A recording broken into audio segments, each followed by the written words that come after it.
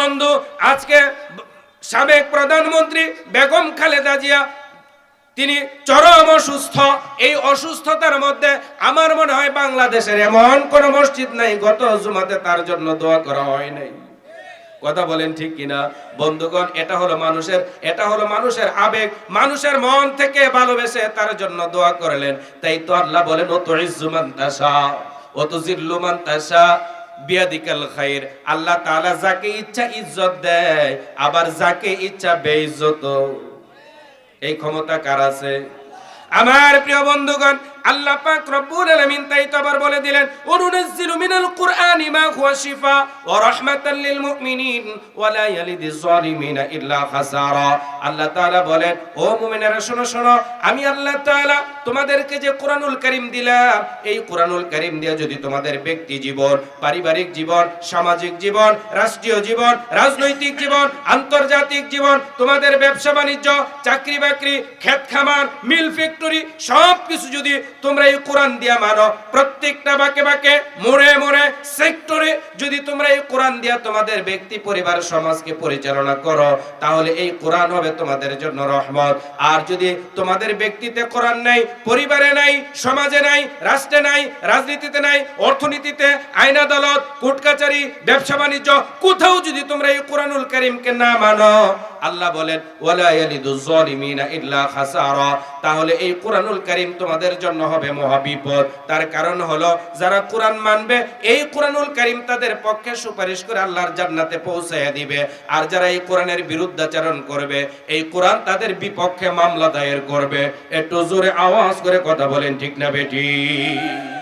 আমার প্রিয় ভাইয়েরা, এখন আপনারা বলবেন, ও রুহুল আমিন নাইম, আপনি যদিও আমাদের এই দিনাজপুরে অনেকবার এসেছেন, আমাদের এলাকায় তো প্রথমবারের মতো এসেছেন। রুহুল আমিন নাইম গো, আমরা তো মানুষ, আমাদের সমাজ আছে, আমাদের বাজার আছে, কত সমস্যা, এত সমস্যার সমাধান কি কোরআন দেওয়া হবে নাকি?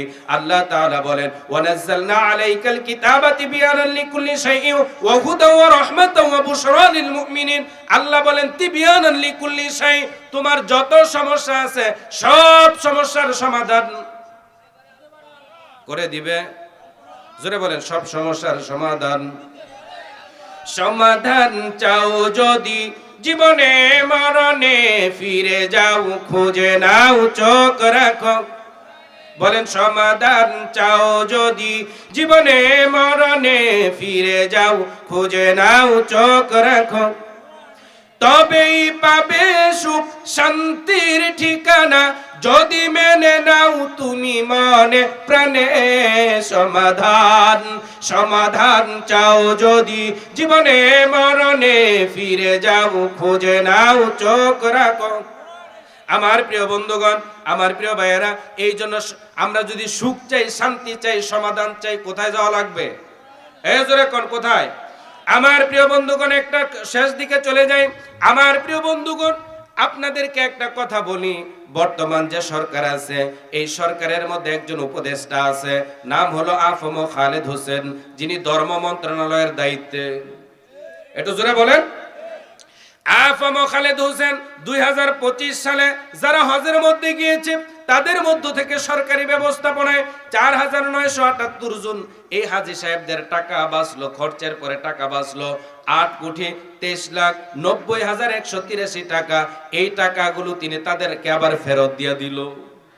সুবহানাল্লাহ কইতেন না? একটু জোরে কর না মারহাবা। ও বন্ধু, আমার এই স্বাধীন বাংলাদেশের 53 বছরে কি শুনছেন যে কেউ টাকা ফেরত দেয়? যা পারে খালি পকেটে লয়। কথা কর নাকে। আফম খালেদ হোসেন কেন দিলেন? তিনি একজন আলেম, তার ভিতরে আল্লাহর ভয় আছে, জবাবদিহিতার ভয় আছে, কিয়ামতের ভয় আছে, হাসরের, মিজানের, কবরের ভয় আছে না নাই? থাকার কারণে তিনি মানুষের টাকা মানুষকে ফেরত দিয়ে দিয়েছেন। ও বন্ধু, আপনারা শেখ আহমদুল্লাহর নাম শুনেছেন। গত কিছুদিন পূর্বে আমাদের দেশে যখন বড় বড় বন্যা হলো, তখন তিনি মানুষের কাছে ত্রাণ সামগ্রীর জন্য হাত পাতলেন, মানুষের হাত খুলে দিল। তিনি যে সমস্ত ত্রাণ সামগ্রী কিনলেন, তার মধ্যে যেগুলো কার্টন ছিল, এগুলো বিক্রি করে তারপরে গরিবের হক গরিবের হাতে পৌঁছে দিয়েছেন। কারণ হলো তার ভিতরে আল্লাহর ভয় আছে, জবাবদিহিতার ভয় আছে।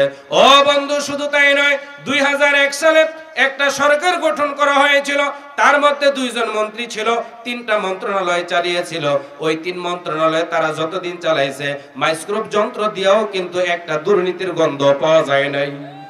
তার কারণ কি? কারণ হলো তাদের অন্তরের মধ্যে আল্লাহর ভয় আছে, জবাবদিহিতার ভয় আছে, পরকালের ভয় আছে, হাসরের ভয় আছে, মিজানের ভয় আছে।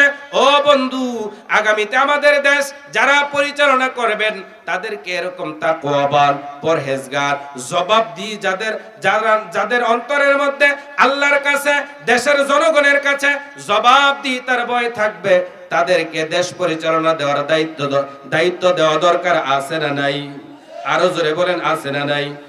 সত্যের সংগ্রামে ফোটা ফুল ভেঙে দিল জীবনের শত ভুল, সুগন্ধ ছড়িয়ে হৃদয় ভরিয়ে, সুগন্ধ ছড়িয়ে হৃদয় ভরিয়ে আমাদের কেন যেন ডেকে যায়, আমাদের কেন যেন ডেকে যায়, ডেকে যায়, ডেকে যায়, আমাদের কেন যেন ডেকে যায়। সেই ডাক সুমহান আল্লাহর, তার নামে ডাকে শুধু বারবার। ঠিক কিনা বলেন আমার প্রিয় বন্ধুগণ? তাহলে যে কথা বলতেছিলাম, নবীজি মক্কায় কাজ করছেন 13 বছর, মদিনায় কাজ করছেন 10 বছর। রাহমাতুল লিল আলামিন মদিনায় 10 বছর কাজ করলেন। 8ম হিজরিতে রাহমাতুল লিল আলামিন বিনা রক্তপাতে মক্কা বিজয় করলেন। ও বন্ধু, রাহমাতুল লিল আলামিন বিদায় হজের ভাষণ যেদিন দিবেন, আরাফার ময়দানে সূর্য ডুবু ডুবু অবস্থায় নবীজির ইন্তেকালের 81 দিন পূর্বে আল্লাহ তাআলা জানাই দিলেন, আল-ইয়াউমা আকমালতু লাকুম দীনাকুম ওয়া আতমামতু আলাইকুম নি'মাতি ওয়া রাদিতু লাকুমুল ইসলাম দীনা। আল্লাহ জানাই দিলেন, নবী গো, ও নবী, আমি এই কুরআনুল কারীমের মাধ্যমে মানুষের ইহকালীন পরকালীন জীবনের প্রত্যেকটা সেক্টরের বিভাগে নিয়তের লোকগুলোকে আদর্শের পথে, কল্যাণের পথে, মুক্তির পথে তিনি যখন ডাক দেয়া শুরু করে দিলেন, মক্কার যে সমস্ত কাফেরেরা, বেদিনেরা রাহমাতুল লিল আলামিনকে আস-সাদিক, আল আমিন উপাধি দিল, তারা রাহমাতুল লিল আলামিনের বিরোধিতা করা শুরু করে দিল। একটু জোরে আওয়াজ করে কথা বলেন, ঠিক না বেটি? প্রিয় বন্ধুগণ, কেউ নবীজিকে পাগল বলে, মাজনুন বলে, কেউ নবীজিকে কবি বলে, কেউ সাহিত্যিক বলে, কেউ গণক বলে। রাহমাতুল লিল আলামিনকে এরকম ভাবে মিথ্যা বিভিন্ন অপবাদ দেওয়া শুরু করলো। নবীজি কোনো প্রতিবাদ করলেন না। আল্লাহ পাক রব্বুল আলামিন ছাড়েন নাই। আল্লাহ তাআলা নবীজির হয়ে আল্লাহ পাক প্রতিবাদ করে জানায় দিলেন, ওয়া মা ইয়ানতিকু আনিল হাওয়া ইন হুয়া ইল্লা ওয়াহয়ুন ইউহা। আল্লাহ পাক রব্বুল আলামিন বলেন, আমার নবী নফসের প্রবৃত্তিকে অনুসরণ করে নিজ থেকে তিনি কোনো কথা বলেন না। আমার নবী যে কথাগুলো বলেন এগুলো আল্লাহ পাক রব্বুল আলামিন ওহীর মাধ্যমে যা জানায় নবীজি সে কথাই বলেন। সুবহানাল্লাহ নাই? আরো জোরে বলেন না সুবহানাল্লাহ। ও বন্ধু, আমি একেবারে সংক্ষিপ্তভাবে কথাগুলো বলবো। নবীজি রিসালাতের দায়িত্ব পেলেন, নবুয়তের দায়িত্ব পেলেন। নবুয়তের আগে কাজ করেছেন 23 বছর, নবুয়তের ব্যানারে তিনি কাজ করেছেন আবারও 23 বছর।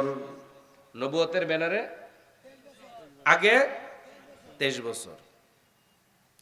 রাহমাতুল লিল আলামিন নবুয়তের ব্যানারে কাজ করেছেন 23 বছর। এখানে 2 সেশন, একটা হলো ক, আরেকটা হলো খ। একটা হলো মাক্কি সেশন, আরেকটা হলো মাদানী সেশন। মাক্কি সেশন হলো 13 বছর আর মাদানী সেশন হলো 10 বছর। ও বন্ধু, রাহমাতুল লিল আলামিন তিনি যখন এরকম ভাবে মক্কার কাফের মুশরিকদেরকে তিনি দাওয়াত দেন, 13 বছরে তিনি মাত্র 150 লোক তিনি ইসলামের সুশীতল ছায়ার নিচে দাওয়াত দিয়ে আনতে পেরেছিলেন, তার চাইতে বেশি নয়। আমার প্রিয় বন্ধুগণ, রাহমাতুল লিল আলামিন তিনি যখন এই দাওয়াত দেওয়া শুরু করলেন, নবীজির চলার পথের মধ্যে কাটা বিছায়া দেয়, নবীজির শরীরের মধ্যে পাথর নিক্ষেপ করে। আল্লাহ পাকের হাবিবের গলার মধ্যে কাপড় পেঁচায়া জমিনের মধ্যে আছাড় দিয়ে ফেলে দেওয়া হয়। নবীদের দান্দান মুবারককে শহীদ করে দেওয়া হলো, নবীজির মাথার ভিতরে লোহাকে ঢুকিয়ে দেওয়া হলো। শুধু তাই নয়, আল্লাহ পাকের হাবিবকে শিয়াবে আবু তালেবে 3 বছর বন্দী রাখা হলো। নবীজি যখন নামাজের সিজদার মধ্যে গেলেন, পচা ওটের নারী বুড়িগুলো এনে রাহমাতুল লিল আলামিনের মাথার উপরে চাপায়া দিলেন। একটু জোরে আওয়াজ করে কথা বলেন, ঠিক না বেঠিক?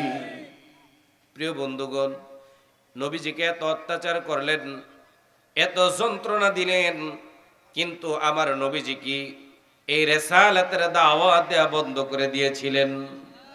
বলেন। নবীজি যখন এই রিসালাতের দাওয়াত বন্ধ করে নাই, আবু জাহেল, উতবা, সাইবা, মুগীরা তারা সকলে মিলে চাচা আবু তালেবকে ধরলো।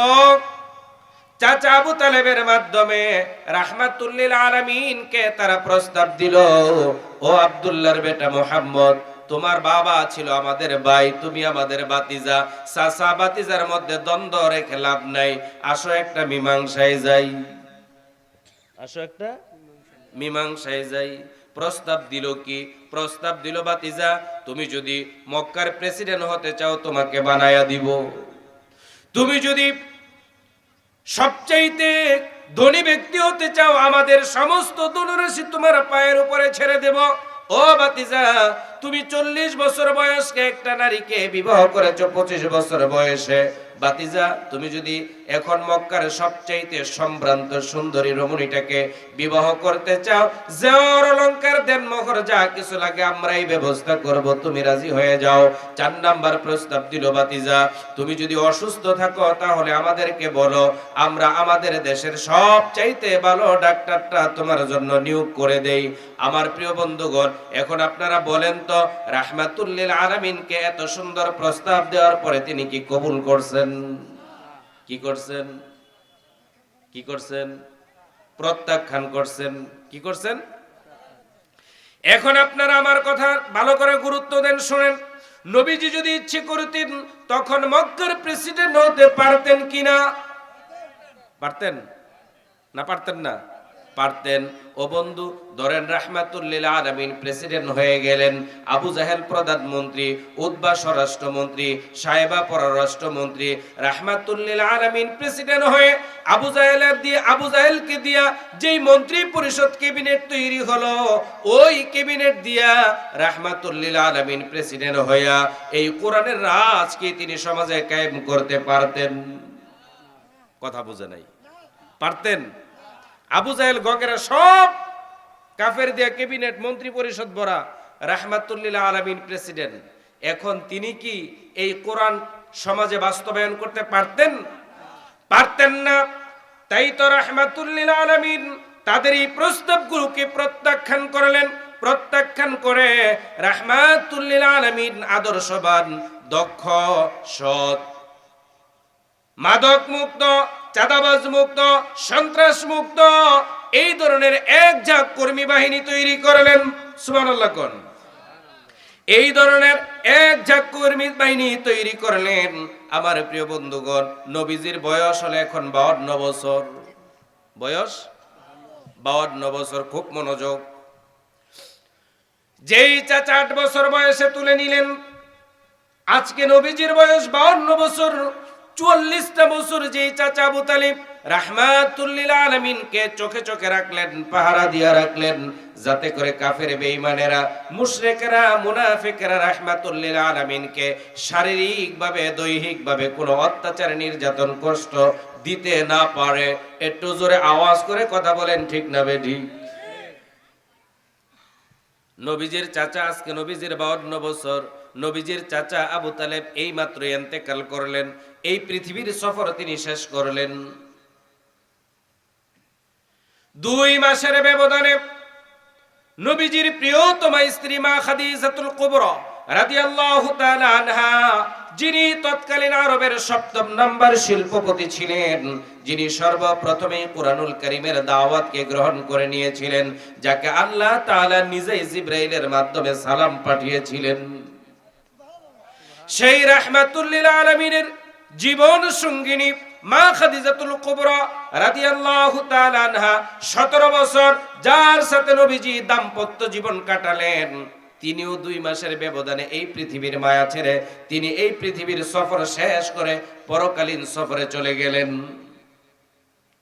2 মাসের ব্যবধানে আপন চাচা আবু তালিব আর প্রিয়তমা স্ত্রী মা খাদিজাতুল কুবরা রাদিয়াল্লাহু তাআলা আনহা এই 2টা লোক যখন পরকালীন সফরে চলে গেলেন, রাহমাতুল লিল আলামিন নিজেকে অনেকটা অসহায় মনে করলেন, দুশ্চিন্তায় পড়ে গেলেন। আল্লাহ তাআলা চিন্তা করলেন, আমার নবীকে ফেরেশতার মাধ্যমে নয়, আল্লাহ তাআলা প্রিয় নবীকে রাহমাতুল লিল আলামিনকে আল্লাহ পাক রব্বুল আলামিন আরশে আজিমের মধ্যে নিয়ে মেরাজ করালেন। সুবহানাল্লাহ কইতেন না? রাহমাতুল লিল আলামিনকে আল্লাহ তাআলা আরশে আজিমের মধ্যে ডেকে নিলেন, পরামর্শ দিলেন, সান্ত্বনা দিলেন। রাহমাতুল লিল আলামিন তিনি যখন মেরাজ থেকে চলে আসেন, আল্লাহ তাআলা আমার হাবিবকে 5 ওয়াক্ত নামাজ দিলেন। কিয়ামত পর্যন্ত নবীজির যত উম্মত আসবে সকলের জন্য আল্লাহ তাআলা 5 ওয়াক্ত নামাজকে ফরজ করে দিয়েছেন। না দেয় নাই? একটু জোরে বলেন তো, দিছে না দেয় নাই? যেহেতু তিনি নবী, যেহেতু তিনি নেতা, তার কাজ আরো একটু বেশি। কথা বলেন ঠিক কিনা? আল্লাহ তাআলা বলে দিলেন, ওয়া মিনাল লাইলি ফাতাহাজ্জাত বিহি নাফিলাতাল লাক আসা আন ইয়াবআসাকা রাব্বুকা মাকামান মাহমুদা। ও নবী, ও গো নবী, আপনি রাত্রিকালীন তার মানে হলো তাহাজ্জুদের নামাজ আদায় করেন। নবী যে তাহাজ্জুদের নামাজ আদায় করলেন, তাহাজ্জুদের নামাজ আদায় করে আমার নবীজি আল্লাহ পাকের কাছে 3টা দোয়া করেছেন। একটু জোরে বলেন, কয়টা? কয়টা? এই মূল আলোচনায় আসলাম। কথা কি বোঝা গেল? এতটুকু পিছন থেকে না বললে আপনারা মূল আলোচনাটা বুঝতে সমস্যা হতো। আল্লাহ পাক রব্বুল আলামিন বলেন, অসজুদ ওয়াকতারিব, সেজদা দাও, নিকটবর্তী হও। যে আল্লাহকে যত বেশি সেজদা দিবেন সে আল্লাহ পাকের তত বেশি নিকটবর্তী হয়ে যাবেন। মারহাবা কোন? আমার প্রিয় বন্ধুগণ, আমার প্রিয় ভাইয়েরা, আল্লাহ পাক রব্বুল আলামিনের হাবিব তাহাজ্জুদের নামাজ পড়লেন, 3টা দোয়া করলেন। ও বন্ধু, আপনি ভীষণ অসুস্থ, হাজার লক্ষ টাকা খরচ করেছেন, রোগ ভালো হয় না, বিপদে আছেন। আমার প্রিয় বন্ধুগণ, এরকম ভাবে অভাবের মধ্যে আছেন, আপনি রাত্রিকালীন তাহাজ্জুদের নামাজ পড়েন, চোখের 2 ফোঁটা পানি আল্লাহর দরবারে ছেড়ে দেন, আল্লাহ পাকের কাছে চান, আল্লাহ পাক রব্বুল আলামিন আপনাকেও দিয়ে দিবেন। এই দেওয়ার ক্ষমতা আল্লাহর আছে না নাই? জোরে বলেন তো, আছে না নাই? ও বন্ধু, নবীজি আবার দোয়া করলেন, ওয়াকুর রাব্বি আদখিলনি মুদখালা সিদকি ওয়া আখরিজনি মুখরাজা সিদকি ওয়াজআলনি মিন লাদুনকা সুলতানান নাসীরা। আয় আল্লাহ তাআলা, আল্লাহ পাকের কাছে দোয়া করলেন, রব্বুল আলামিন, আয় আল্লাহ তাআলা, আল্লাহ গো, আমার নবী দোয়া করলেন আমাকে সম্মানের সাথে বের করে নেন। 2 নাম্বার দোয়া করলেন, আয় আল্লাহ তাআলা, এই কুরআনুল কারীমের দাওয়াত নির্বিঘ্নে নিরাপদে দেওয়ার মতো জায়গার ব্যবস্থা করে দেন। 3 নাম্বার দোয়া করলেন, আয় আল্লাহ তাআলা, আমাকে এই কুরআনুল কারীমের নির্বাহী ক্ষমতাটা আপনি আমাকে দেন। দোয়া করলেন কয়টা? 3টা। শেষে কিন্তু মহিলাদের জন্য চমৎকার আলোচনা রাখবো ইনশাআল্লাহ। এখন যারা যাবেন তখন কিন্তু তারা পস্তাবেন। ওইখানে জাল, টক, মিষ্টি সব। যেহেতু তাফসিরুল কোরআন মাহফিল, তাফসিরুল কোরআন মাহফিলের কিছু হক আদায় করা দরকার আছে না নাই? ও বন্ধু, নবীজি দোয়া করলেন কয়টা? জোরে বলেন, কয়টা? 3টা দোয়া করলেন। 1 নাম্বার দোয়া করলেন, আল্লাহ তাআলা, আপনি আমাকে নিরাপদে বের করে নেন। সারাদিন নবীজি রিসালাতের দায়িত্ব পালন করলেন। ঘরের মধ্যে রাত্রি বেলা এসে তিনি আরাম করেছেন।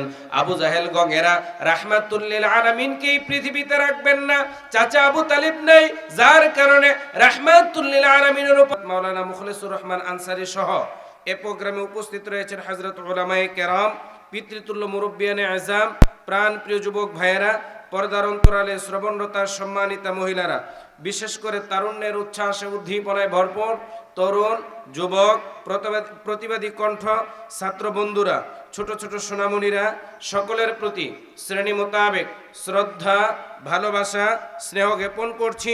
সেই সাথে সকলের প্রতি আমি আবারও সশ্রদ্ধ সালাম পেশ করছি। আসসালামু আলাইকুম ওয়া রাহমাতুল্লাহি তাআলা ওয়া বারাকাতুহু। শুকরিয়া আদায় করছি মহান আল্লাহ সুবহানাহু ওয়া তাআলার দরবারে, যে মহান মালিক আমাদেরকে কোরআনুল কারীমের বনাট্য আয়োজনে আল্লাহর কোরআন শোনার জন্যে কোরআনের মাঠে আসার, বসার, কথা বলার, শোনার যে আল্লাহ তাআলা তৌফিক দান করেছেন, আসুন সে মহান মালিকের দরবারে বিনীত চিত্তে কালেমাতুশ শুকর আদায় করছি। প্রাণ খুলে মোহাব্বতের সাথে উচ্চ আওয়াজে সকলে পড়ছি আলহামদুলিল্লাহ। রব্বানা লাকাল হামদ হামদান কাসীরান তাইয়িবান মুবারাকান ফীহি ইয়া রাব্বি কামা ইয়ানবাগি লিজালালি ওয়াজহিকা ওয়া আযীমি সুলতানিকা। আমরা শুকরিয়া আদায় করলাম কার? একটু জোরে বলেন কার? খুশি হবেন কে? বেজার হবে কে? আমরা খুশি করতে চাই কাকে? সেজন্য আবারও পড়ছি আলহামদুলিল্লাহ। বন্ধুগণ, আলোচনার শুরুতে আপনাদেরকে জানাতে চাই, এখানে কোনো দলীয় রাজনৈতিক আলোচনা হবে না, কোনো দলের পক্ষে না, বিপক্ষে না। সরাসরি কথা হবে আল্লাহর কোরআন থেকে। যে কোরআনুল কারীম থেকে কথা বলতে চাই, এই কোরআনুল কারীমের সাথে আপনাদের কারো দুশ্মনী আছে? শত্রুতা আছে? তাহলে এই কোরআনুল কারীম থেকে কথা বললে আপনারা চলে যাবেন? শুনবেন? আল্লাহ তাআলা কোনো ভূমিকা না নিয়ে একেবারে সরাসরি আমি আমার মূল আলোচনায় চলে যেতে চাই। যদি আপনাদের স্বতঃস্ফূর্ত শোনার মতো আগ্রহ পাই, আছে নাকি ভাই? একটু জোরে বলেন তো, আছে না নাই? প্রিয় ভাইয়েরা, আমার আলোচনার দুইটা পার্ট থাকবে। আমি আপনাদেরকে আগেই বলে দিচ্ছি, আমি শেষ দিকে মহিলাদের ব্যাপারেও কিছু কথা বলবো। শুনেছি অনেক মহিলারা নাকি মাহফিল শুনতে এসেছেন, তাদের জন্য কিছুটা থাকবে। আর আমি সূরা বনী ইসরাইল থেকে 4টা আয়াতে কারিমা তেলাওয়াত করেছি। এই আয়াতগুলোকে সামনে নিয়ে বর্তমান প্রেক্ষাপট সহ কিছু কথা বলার চেষ্টা করব। আল্লাহ তাআলা যেন বলার তৌফিক দান করেন, সকলে বলেন আমিন। আলোচনার প্রারম্ভে আমি আপনাদের সকলের কাছে দোয়া চাইছি। আপসহীন সাবেক 3 বারের প্রধানমন্ত্রী জননেত্রী বেগম খালেদা জিয়ার জন্যে আল্লাহ তাআলা তার হায়াতে যদি বরকত থাকে, আল্লাহ তাআলা যেন তাকে পরিপূর্ণ সুস্থতার নিয়ামত দিয়ে দেন, সকলে বলেন আমিন। আর যদি হায়াতের নিয়ামত শেষ হয়ে থাকে, এখানে তো কারো হাত নাই, আছে? আল্লাহ তাআলা যেন ঈমানের সাথে তাকে কবুল করে নেন, বলেন আমিন। প্রিয় ভাইয়েরা, আমি যে আয়াতগুলো তেলাওয়াত করেছি, এই আয়াত বনী ইসরাইল থেকেই বলেছি আগেই, 17 নম্বর সূরা। এই আলোচনাটা বুঝার জন্য আমাকে একটু পিছনে যেতে হবে, কয়েক মিনিট পিছন থেকে কথাটা বলে আসলে আপনাদের বুঝতে সুবিধা হবে। বলবো? আমার প্রিয় বন্ধুগণ, রাহমাতুল লিল আলামিন, আমার আপনার পেয়ারা নবী রাহমাতুল লিল আলামিন এই পৃথিবীতে আসার 6 মাস পূর্বে তিনি তার বাবাকে হারালেন। 6 বছর বয়সে মাকে হারালেন, 8 বছর বয়সে দাদাকে হারালেন। দাদার ইন্তেকালের পরে আমার আপনার কলিজার টুকরা নবীকে তুলে নিলেন যিনি, আপন চাচা আবু তালেব হলেন তিনি। একটু জোরে আওয়াজ করে কথা বলেন, ঠিক কিনা? নবীজির বয়স এখন 17 বছর। কত বলেন? 17 বছর। নবীজি সমমনা যুবকদেরকে নিয়ে তিনি একটা সংগঠন করলেন। সংগঠনের নাম হলো হিলফুল ফুজুল। একটু জোরে বলেন সংগঠনের নাম কি? মেহেরবানি করে সবাই বলেন। এই যে ভাই, এই আপনি কই যান? এ লাইটটা থুয়ে যান। দেখছো শুরু করলাম আর কামটা করলো কি? আমি তো প্রথমেই বলছিলাম যে যারা যাবেন আগে ছুটি নিয়ে নেন। এখনো ছুটি নেওয়ার সুযোগ আছে, এরপর আর দিব না। বলেন কে কে যাবেন একটু বলেন তো, হাত তোলেন। ওই যে মুরব্বী উঠতেছে, যাবো না? যান, আপনি যান।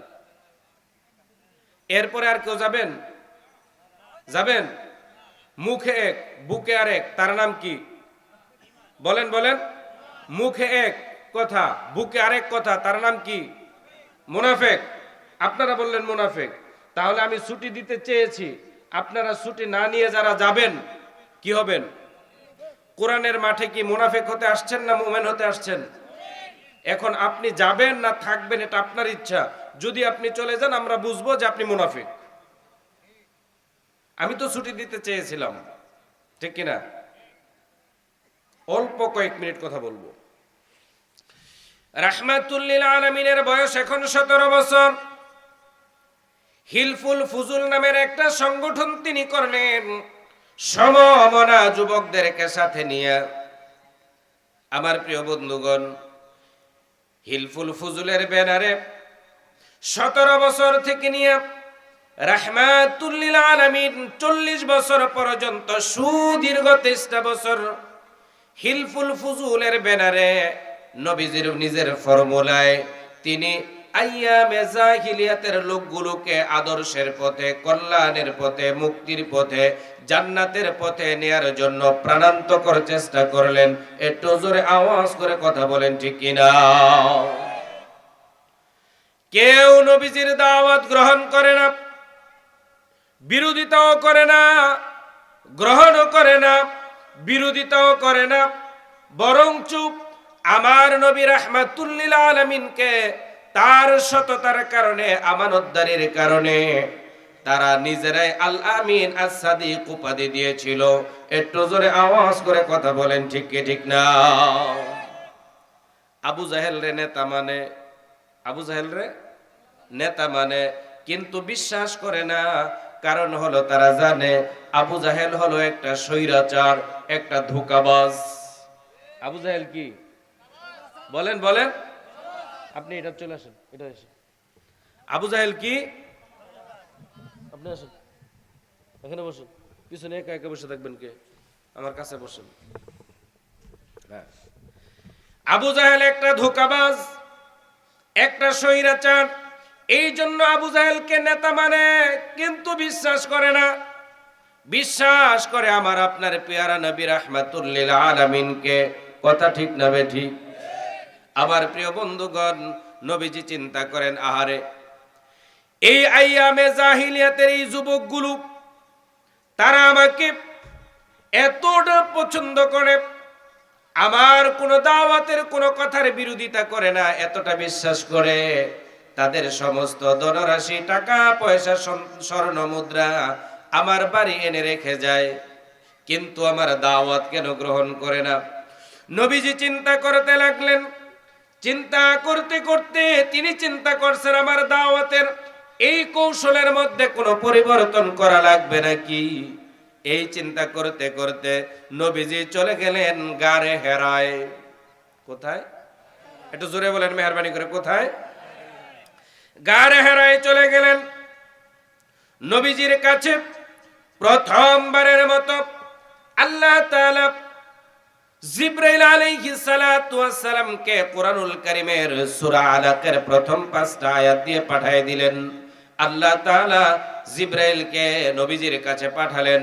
জিবরাইল এসে নবীজিকে বললেন, নবী গো আপনি পড়েন, ইকরা বিসমি রাব্বিকাল্লাযী খালাক খালাকাল ইনসানা মিন আলাক ইকরা ওয়া রাব্বুকাল আকরাম الذي علم بالقلم علم الإنسان ما لم يعلم।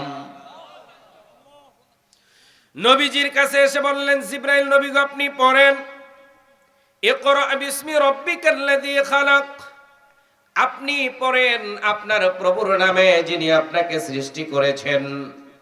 এর মাধ্যমে আল্লাহ তাআলা বুঝাইয়া দিলেন, ও নবী, আপনি বিগত 23টা বছর হিলফুল ফুজুলের ব্যানারে নিজের ফর্মুলায় আইয়ামে জাহিলিয়াতের এই লোকগুলোকে আদর্শের পথে, কল্যাণের পথে, মুক্তির পথে, জান্নাতের পথে আপনি তাদেরকে ডেকেছেন, আহ্বান করেছেন, দাওয়াত দিয়েছেন, কোনো কাজ হয় নাই। নবী গো, এবার আপনি আল্লাহ পাকের নামে ডাক, আল্লাহ পাক রব্বুল আলামিনের ফর্মুলায় এবার আপনি দাওয়াত দেন। আপনি বিগত 23 বছর যা চেয়েছিলেন আপনি তাই পেয়ে যাবেন। বলেন সুবহানাল্লাহ। নবীজি এতদিন দাওয়াত দিচ্ছেন হিলফুল ফুজুলের ব্যানারে, এখন থেকে নবীজি দাওয়াত দিচ্ছেন রেসালাতের ব্যানারে। কিসের ব্যানারে? রেসালাতের ব্যানারে। এতদিন দাওয়াত দিলেন হিলফুল ফুজুলের ব্যানারে, এখন থেকে নবীজি দাওয়াত দেয় নবুয়তের ব্যানারে। এতদিন দাওয়াত দিলেন নিজের ফর্মুলায়, এখন নবীজি দাওয়াত দেয় কার ফর্মুলায়? এতটুকুই কি কথা বুঝতে পেরেছেন? এই পৃথিবীর মধ্যে নবীজির চাইতে ভালো মানুষ কি এসেছেন, আছেন, আসবেন? নবীজির চাইতে ভালো দল কি কেউ করেছেন? বর্তমানে আছে, ভবিষ্যতে হবে। নবীজির চাইতে ভালো বক্তা কি এই পৃথিবীতে কখনো ছিল? বর্তমানে আছে, আগামীতে আসার সম্ভাবনা আছে। তারপরেও নবীজি এত সুন্দর করে তাদেরকে যখন আইয়ামে জাহিলিয়াতের লোকগুলোকে হিলফুল ফুজুলের ব্যানারে নিজের ফর্মুলায় যখন ডাকলেন, কেউ তার কথা শুনে না। শুনছে নাকি? যখন তিনি এই কোরআনুল কারীমের অর্থাৎ নবুয়তের ব্যানারে দাওয়াত দেওয়া শুরু করলেন, মানুষেরা শুনে না? শুনে না? ও বন্ধু আসেন, নবীজি যখন এই কোরআন